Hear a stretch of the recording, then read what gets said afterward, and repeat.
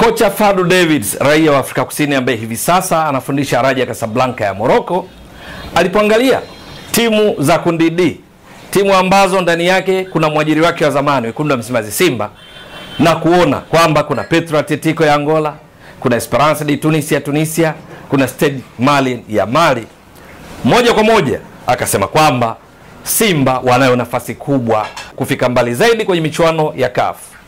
Ndio. Na katika maelezo yake, kwa nini kocha Fadlu Davids anasema anashawishika kuona Simba ina uwezo kufika mbali, sio kwa sababu nyingine isipokuwa ni timu yake hiyo ya zamani ambayo hivi karibuni aliongoza katika mchezo wa mwisho wa CAF katika mechi dhidi ya Gaborone United kule nchini Botswana na kushinda kwa bao 1-0. Gaborone United ilikuwa ikiongozwa na kocha wa sasa wa Simba, meneja Dimitar Pantev, anasema kwamba Simba ina wachezaji wengi bora karibu katika kila nafasi. Simba imeimarika zaidi kulinganisha na msimu uliopita ambao kikosi chake akikiongoza yeye kilifika fainali ya kombe la shirikisho barani Afrika CAF pale ilipopoteza kwa matokeo ya jumla ya 3-1 dhidi ya RS Berkane na hivyo kukosa taji. Ikaishia fainali, RS Berkane wakatoa taji hilo la kombe la shirikisho barani Afrika CAF.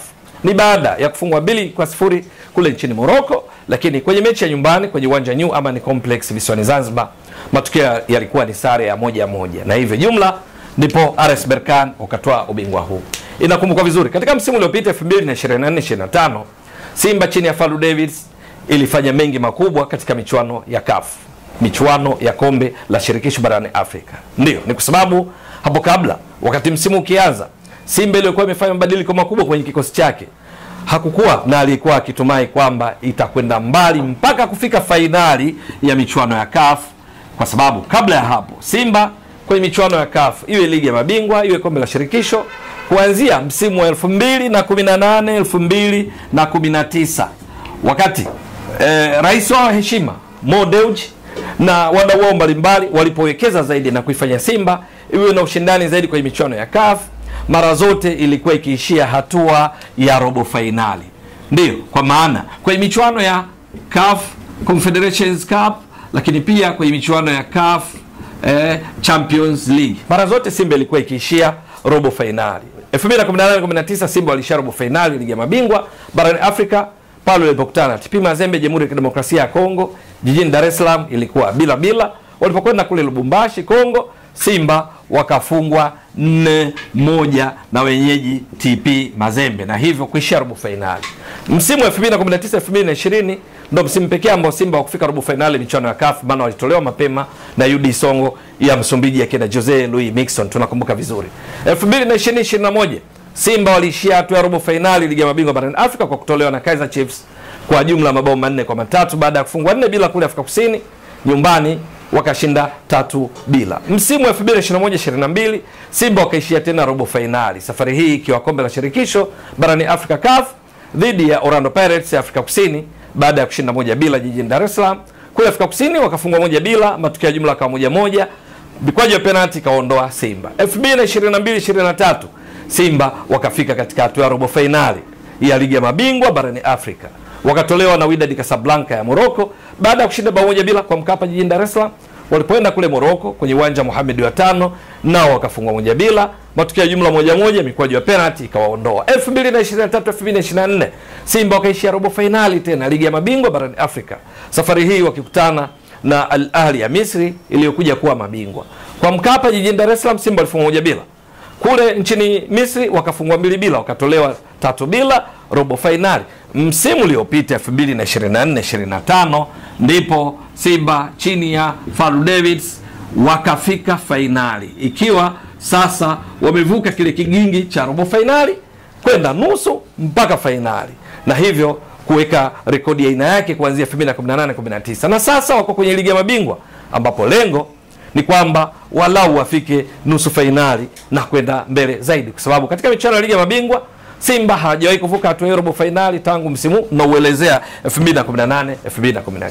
Sasa wakati wa usajili kuelekea msimu huu Fadlu Davids aliongoza harakati za usajili akipendekeza nani asajiliwe, mchezaji mwenye kipaji, kiungo wa ushambuliaji kutoka Kenya, lakini kuna Elie Mpanzu Kibisawala ambaye yeye walimsajili tangu wakati wa usajili wa dirisha dogo, lakini wapo akina Alassane Maodo Kante, ni usajili wa Fadlu.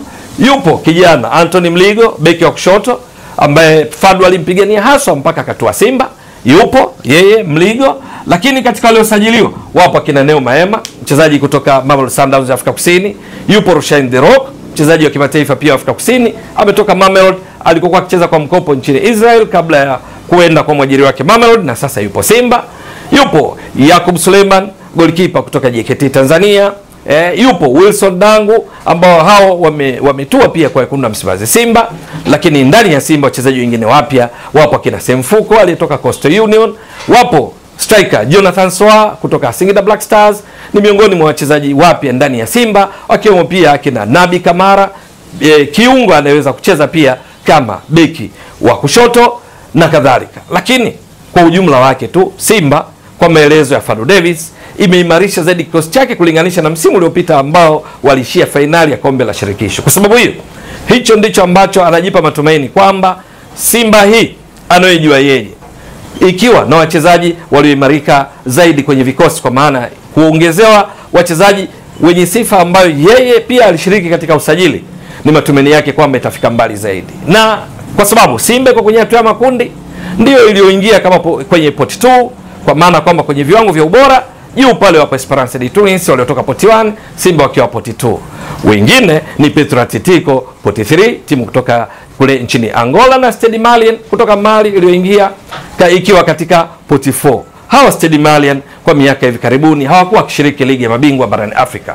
Sasa Petro Atletico wao ni wazoefu, wamekuwa wakishiriki mara kwa mara kwenye hatua ya makundi, ingawa msimu uliopita 2024-2025 walitolewa mapema wa kuingia katika hatua makundi, wakitolewa na AS Maniema ya Jamhuri ya Kidemokrasia ya Kongo. Sasa kimehesabu Fadlu Davis anaungana na wengi wanaoamini kwamba Simba ina kila sababu ya kuvuka kwenye hatua hii ya makundi, ingawa mpira wa miguu ni dakika 90.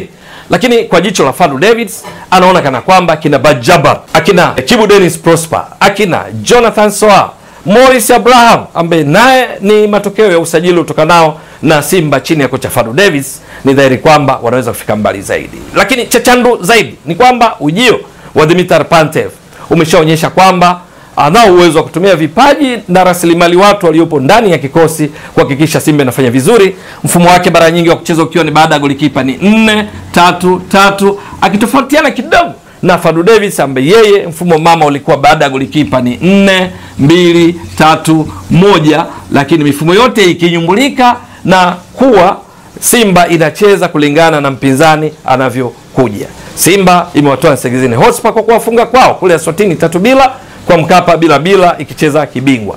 Je, anachokizungumza Fadlu Davis kitatekelezwa vipi na wachezaji wa Simba, benchi la ufundi la Simba ambalo kwa kiasi kikubwa linapata uungwaji mkono wa kutosha kutoka kwa management yao? Simba miaka ya karibuni mara zote imekuwa ndani ya klabu 10 bora barani Afrika, na kwa kuwa ikiwa na wachezaji ambao katika baadhi ya nafasi hawakufikia vile viwango pengine alivyovitarajia Fadlu Davis msimu uliopita, na bado ikafika fainali kombe la shirikisho, basi kwenye ligi ya mabingwa barani Afrika ndipo imani yake inakuwa kubwa zaidi.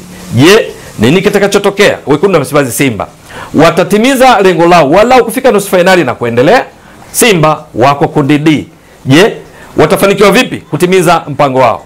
Ni swala la kusubiri. Ewe mtazamaji wa Mbwaduke Stats Sport Next Level, endelea kuunga mkono channel hii kwa kuhakikisha kama una subscribe, una share, una like na kucomment.